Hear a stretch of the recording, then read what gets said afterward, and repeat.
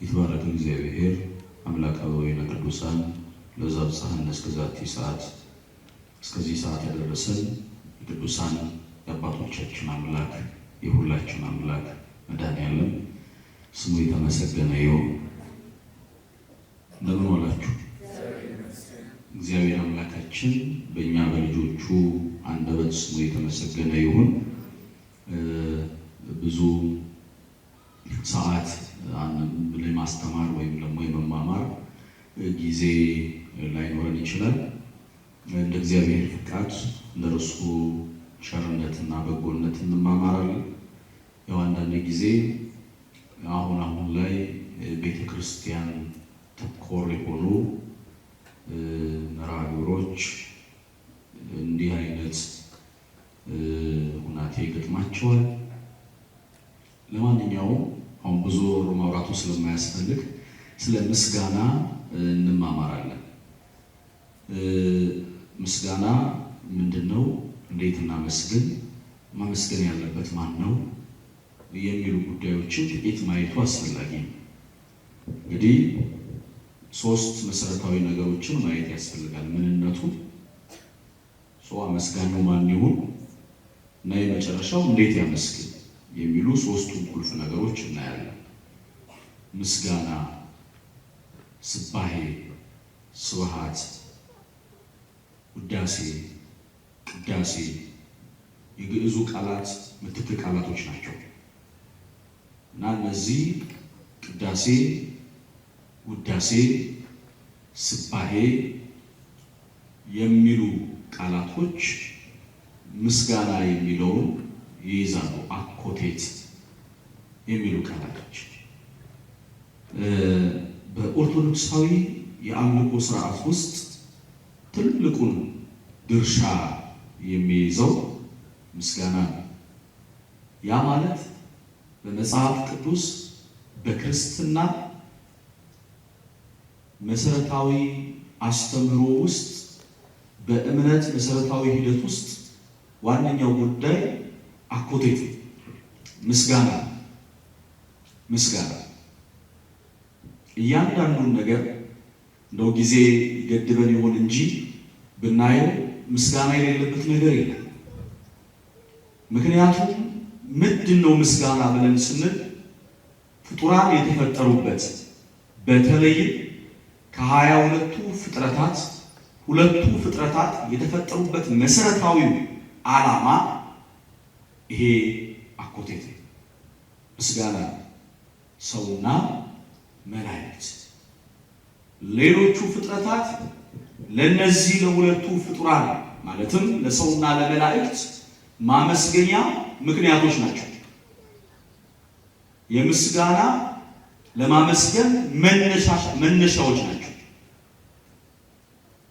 ሁሉም ፍጥረታት እግዚአብሔርን በየችሎታቸው ያመሰግናሉ። ከፍጥረታት ሁሉ ግን የምስጋና ዓላማን አንግቦ የተፈጠረው ፍጥረት ሰውና መላእክት ናቸው። መላእክት በቅድምና ማለትም በተፈጥሮ ቀድሞ በመፈጠር ይቀድማሉ፣ ሰው ይከተላል። ሁለቱ ፍጥረታት ለሰው ልጆች ወይም ደግሞ የሁለቱ ፍጥረታት መሰረታዊ ሐሳብ መሰረታዊ ዓላማ እግዚአብሔርን ለማመስገን መፈጠራቸው። እግዚአብሔርን ለማመስገን የተፈጠሩ እነዚህ ሁለቱ ፍጥረታት ከፍጥረታቸው ጀምሮ እግዚአብሔርን ሲያመሰግኑ ቆይተዋል።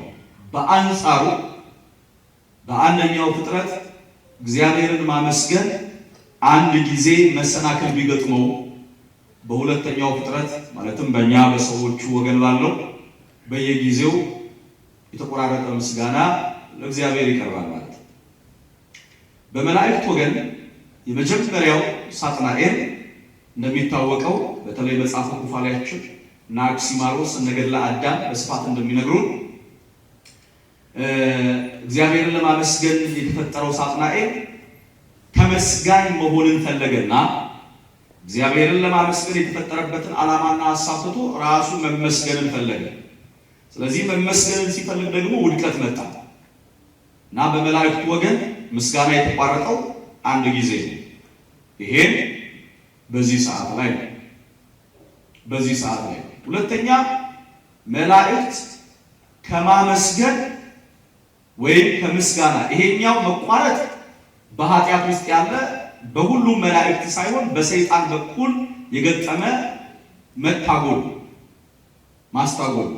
ሁለተኛው ደግሞ መላእክት ምስጋና አቁመው በመደነቅ ውስጥ ቅዱስ ቅዱስ ቅዱስ የሚለው ምስጋናቸው ቆሞ ድንጋጤና ፍራቻ ውስጥ የገቡት የሚያመሰግኑት ጌታ ፈጣሪያቸው ክርስቶስ በመስቀል ላይ ራቁቱን በተሰቀለ ጊዜ ነው።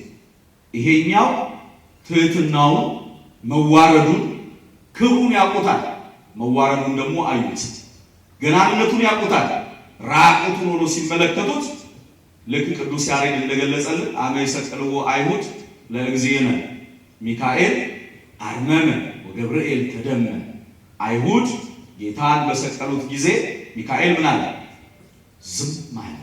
ገብርኤልም ተገረመ። ምን ነው ሄዳችሁ አላችሁ? ከእናንተ በሶዳት ይሉ እግዚአብሔር ከሁላችን ጋር። ስለዚህ የምስጋና መታጎል የገጠመበት በመላእክቱ ጋር ይላል። ወደ ሰው ጋር ስንመጣ ገና ከጅምሩ የሰው ልጅ ወይም ሰው የሰው ፍጥረት እግዚአብሔር የተፈጠረበትን ዓላማ ሲሽረው እናያለን። በተለያየ አይነት መልኩ እግዚአብሔርን እያመሰገነ በኤደን ገነት መኖር የሚገባውና እንዲኖር የተፈጠረው የሰው ልጅ እግዚአብሔርን ማመስገን እና በዚያ መኖርን አሻፈረኝልና ወደ ኋላ ተመልሶ ከእግዚአብሔር ምስጋና ውጪ ሌላ አይነት ማንነት ውስጥ ሲገባ እናያለን። መመስገንን ለመፈለግ ጫካ ለጫካ ሲሽለኮለክ እናያለን። ስለዚህ ምስጋና ምንድነው ካለ የተፈጠርንለት ዓላማ። አሁን ምስጋና ውዳሴ ነው፣ እግዚአብሔርን የምናከብርበት ነው። ሲጀመር እኛ እግዚአብሔርን አክባሪ ማን አደረገ? በባህሪው ክቡር ነው፣ በባህሪው ቅዱስ ነው። ብናመሰግነው ምን ከብረኛ እንጂ እሱ ነው እንዴ? ባናመሰግነው ይጎልበታል? ብናመሰግነው ይጨምርለታል? ምንም የሚጨመርለት የሚጎልበት ነገር የለም። የሚጨመረው የሚጎለው ማን ላይ ነው? እኛ ላይ። ስለዚህ ምስጋና ለእግዚአብሔር የሚቀር የኛ የተፈጠርንበት ዓላማ ነው። ከኔ ጋር በሉ ማመስገን ነው የተፈጠርኩበት ዋነኛው ዓላማ። እንጀራ መብላት አይደለም የተፈጠርንበት ዋነኛ ዓላማ። ማግባትና መውለድ አይደለም የተፈጠርንበት ዋነኛ ዓላማ።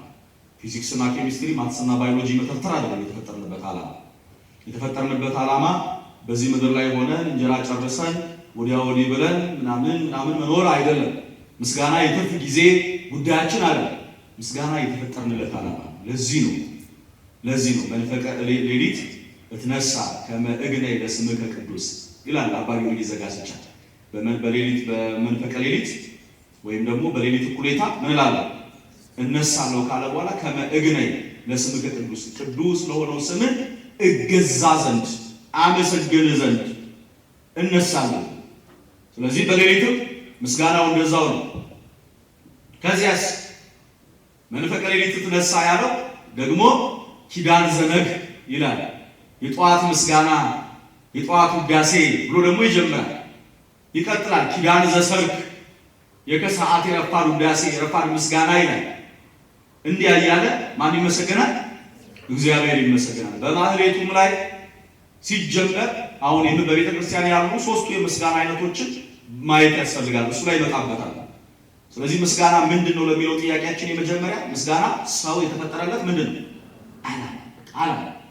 ስለዚህ ዓላማ ስለሆነ የተፈጠረለት ዓላማ ስለሆነ በየትኛውም ጊዜ እናመሰግናለን። ስንበላ እናመሰግናለን፣ ስንጠጣ እናመሰግናለን፣ ስንተኛ እናመሰግናለን፣ ከእንቅልፋችን ስንነሳ እናመሰግናለን፣ ስንወጣ እናመሰግናለን፣ ስንገባ እናመሰግናለን አይደል? ስንሄድ እናመሰግናለን። ይሄ ዓላማችን ግን በዚህ ውስጥ አለን ወይ? ቤቱ ይቁጠር።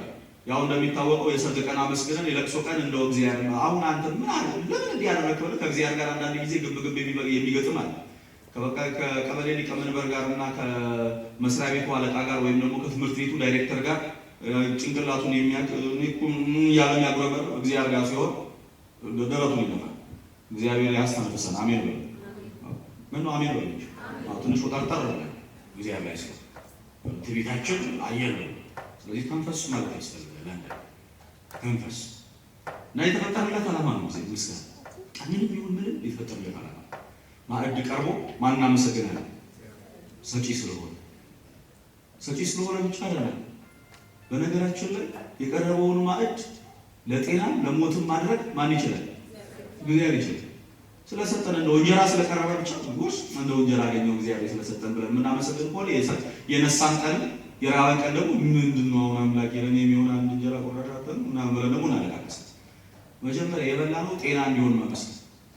ያው እንደሚታወቀው ምናልባት ብዙ ጊዜ እዚህ ያለው አብዛኛው ወጣት ነው። እናቶች አባቶች ቢኖሩ በደንብ ያገዙኛል። ድሮ ሰው ሐኪም ቤት ሄዶ ታክሞ ሐኪሙ መጨረሻ ላይ ኪኒን ሲሰጠው ወይ መድኃኒት ሲሰጠው አንደኛው በጣም አደገኛው ጭንቁ ከመድኃኒቱ ጋር ይሄን ብላ ይሄን ተመገብ ምናምን ሰውየው ይጨንቀዋል።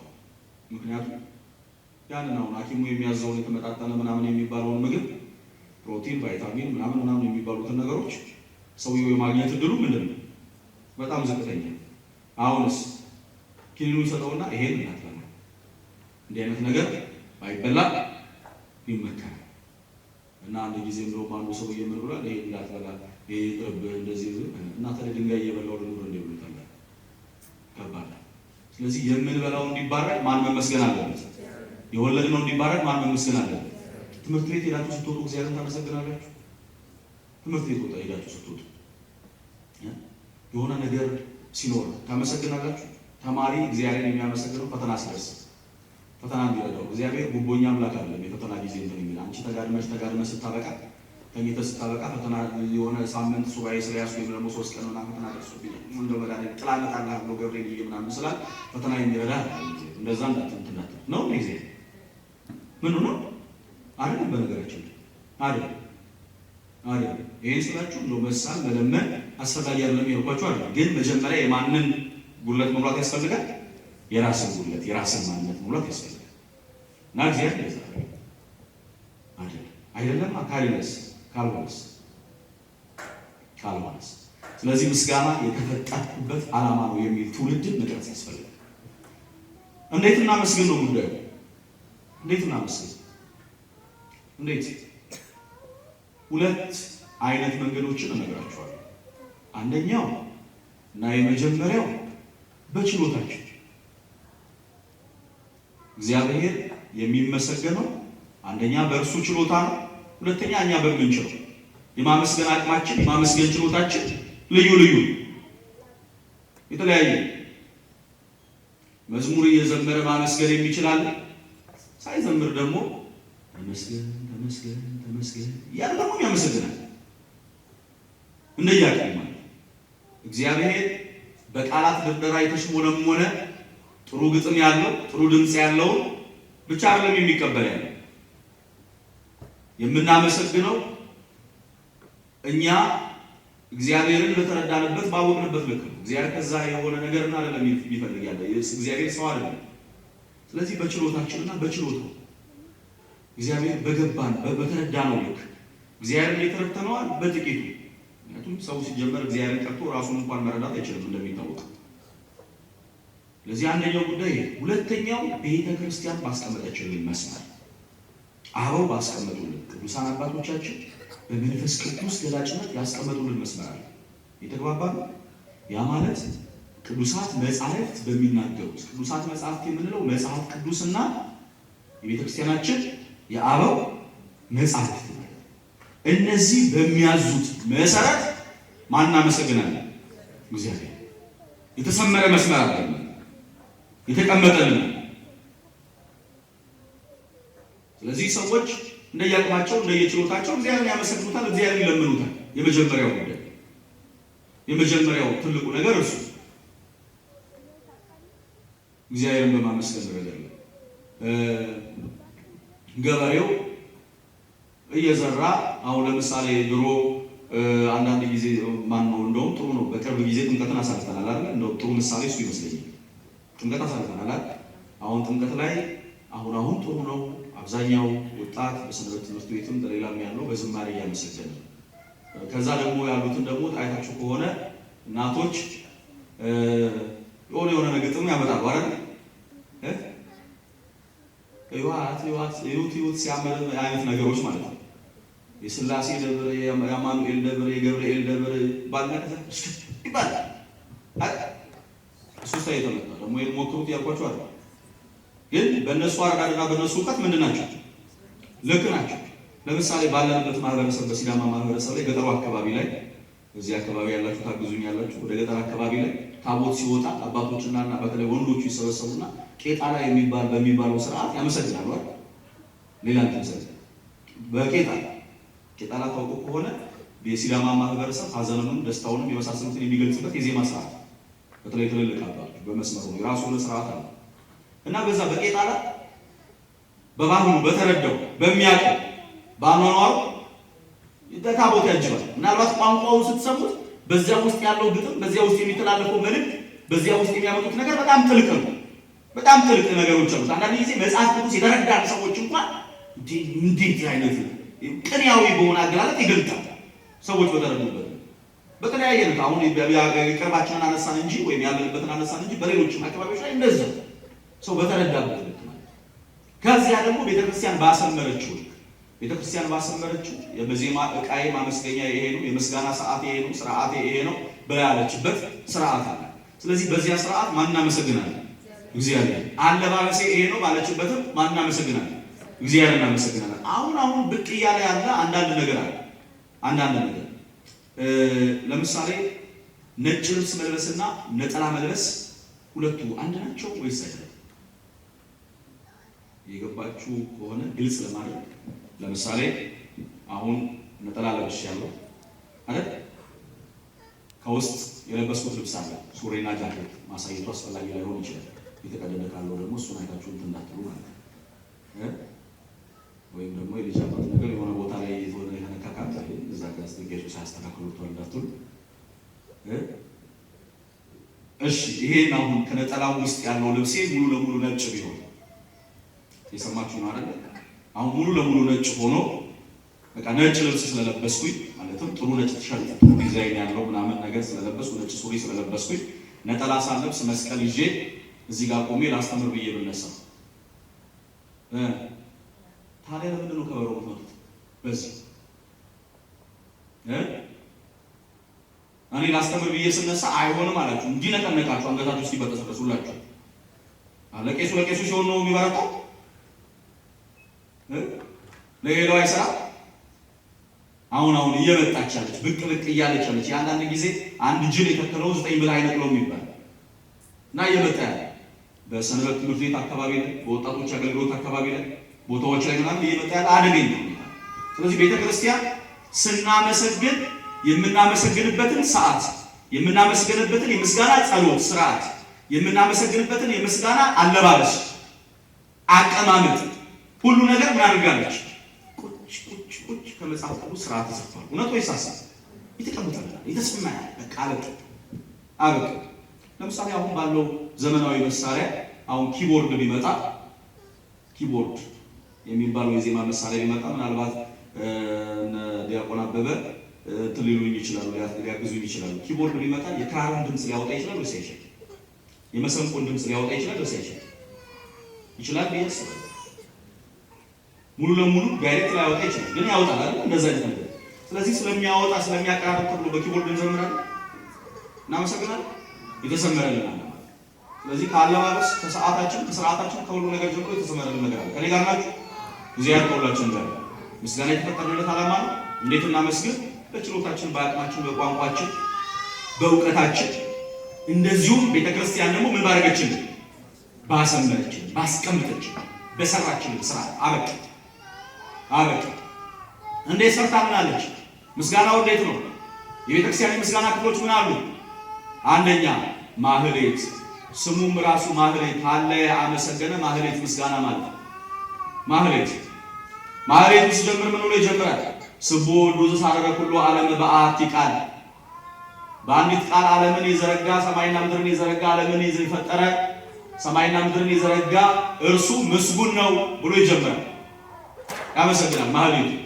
አንድ ሁለተኛ ሰዓታቱ፣ ሶስተኛ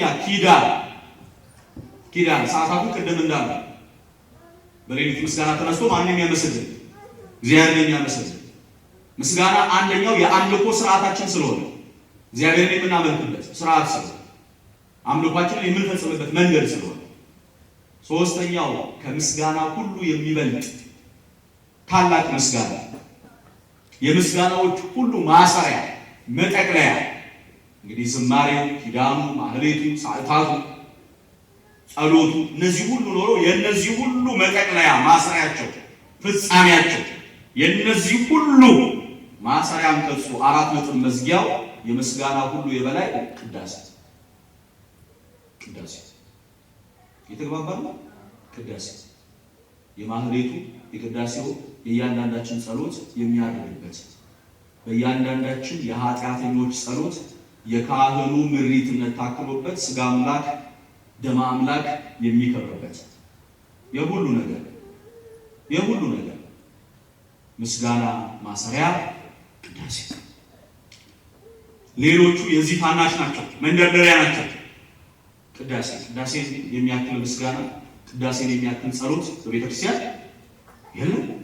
የለም። ቅዳሴ ከሁሉ በላይ ለሌሎቹ ምስጋናዎች አሁን የምትማሯቸው እንግዲህ ዋናው ዓላማ የዜማ ዕቃዎችን የዜማ መሳሪያዎችን መማማር ስለሆነ እነዚህ ሁሉ አገልግሎታቸው ከቅዳሴው ውጪ ቅዳሴው ጋር ሲመጣ አርምሞ ነው፣ ዝምታ ነው፣ ፍርሃት ነው፣ ጽሙና ነው። ምን ይላል ካህኑ ገና ቅዳሴው ሲገባ? በስመ አብ ወወልድ ወመንፈስ ቅዱስ አሐዱ አምላክ ሚመጠን ግርምት በዛቲ ዕለት እንተባቲ ወረድ መንፈስ ቅዱስ እምሰማየ ሰማያት ወይጼልሎ ለዝንቱ ኅብስት። ይህች ቀን ምን ያህል የምታስፈራ ናት! ይህች ሰዓት ምን ያህል የምታስጨንቅ ናት! መንፈስ ቅዱስ ከሰማየ ሰማያት የሚወርድባት። ሰማላችሁ? ይሄን ነገር ነው እዚሁ ላይ ስለምትመጡ አቀሩት ገና ቅዳሴው ሲገባ ካህኑ የሚያውጅ በስመ አብ ወወልድ ወመንፈስ ቅዱስ አሐዱ አምላክ። ይህች ቀን ምን ያህል የምታስፈራ ናት! ይህች ሰዓት ምን ያህል የምታስጨንቅ ናት! መንፈስ ቅዱስ ከሰማየ ሰማያት የሚወርድባት፣ ይህን መስዋዕቱን የሚሰውርባት የሚያከብርባት። በጽሙናና በፍርሃት ሆናችሁ ቁሙ። የእግዚአብሔር ሰላም ከኔና ከእናንተ ጋር እንዲሆን ምን በሉ ጸልዩ። ሰዓቷን ይገልጣል። እሺ ዛሬ አስፈሪና አስጨናቂ ሰዓት ነው። ነገስ? በነገራችን ላይ አስፈሪና አስጨናቂ ሰዓት የሚባለው የቅዳሴው ሰዓት ነው። አስጨናቂ ቀን አስጨናቂ ሰዓት የሚባለው ሁለቱ ቀኖች ናቸው። አንደኛ ጌታ የተሰቀለበት ቀን፣ ሁሉን የሚይዘው አምላክ በችንካር የተቸነከረበት ቀን። ከዚህ በላይ አስጨናቂ ቀን አለ? አንደኛው ይሄ። ሁለተኛው ጌታችን የሚመጣበት ቀን ትንሣኤ፣ ሞቱንና ምጽአቱን ማነው? ቅዳሴ ሞቱን ማነው? ቅዳሴ ልደቱን፣ ብስራቱን፣ ትምህርቱን፣ ሞቱን፣ ትንሣኤውን፣ እርገቱን፣ ምጽአቱን የምናስብበት ነው ቅዳሴ። እነዚህ ሁሉ አሉበት በቅዳሴ። እንግዲህ አሁን ይሄ ከጀመረ ምንም አቀኑ ሙሉም አይበቃል። አሁንም ሰለቸን ፊት እያሳያችሁኝ ስለሆነ አቆማለሁ። ስለዚህ ቅዳሴ ከምስጋና ሁሉ ከሁሉ ነገር ሁሉ የሚበልጥ እና በቅዳሴ ማመስገን አንደኛውና ዋነኛው ጉዳይ ነው። እንዴት እናመስግን? ምስጋና ይሄ ከሆነ እንዴት እናመስግን? በቤተክርስቲያን ስርዓት ቤተክርስቲያን በሰራችን ማመስገን ያለበት ማን ነው ካለ እስትንፋስ ያለው ሁሉ። እስኪ በሉ ምን ያለው ሁሉ?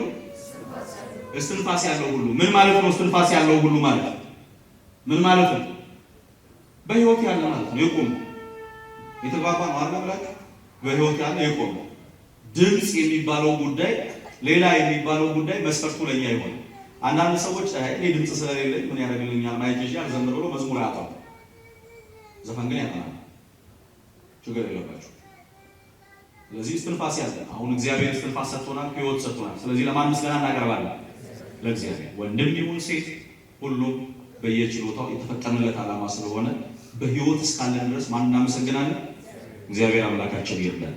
እግዚአብሔር አምላካችን ቸርነት፣ የድንግል ማርያም ምልጃ፣ ጸሎት፣ የቅዱሳን በረከት አይለየን። እንዲህ ያለውን የምስጋና እንግዲህ ምስጋና ደግሞ በማመስገኛ መንፈሳዊ የዜማ መሳሪያዎች ደግሞ ሲታጀብ ለጆሮ የሚስማማ ጥዑም ይሆናል። ለሌላው ልብን የሚመስጥ ይሆናል። መንፈስን የሚያድስ ይሆናል። ርኩስ መንፈስን የዲያብሎስን መንፈስ የሚዋጋ ይሆናል። በመጽሐፍ እንደተጻፈ የዳዊት በገና የሳኦልን መንፈስ ይዋጋ ነበር። የአሮን መሰንቆ ብዙ ድንቅ ታምራትን አድርጓል። የነ ማነው እንዚራዎቹ እንደዚሁ ብዙ ድንቅ ነገር አድርገዋል። ዛሬ በዘመናችን እንግዲህ የእነ አበበ ምስጋና የሌሎች ወንድሞች የደቀ መዛሙርት ምስጋና ብዙ ድንቅ ያደርጋል። እስትንፋስ እስካለን ድረስ እግዚአብሔር እናመሰግናለን። ለተፈጠረለት ዓላማ እንድኖር እግዚአብሔር ይርዳል። ተመራቂ ደቀ መዛሙርት እንኳን ደስ ያላችሁ። እግዚአብሔር ይስጥልኝ።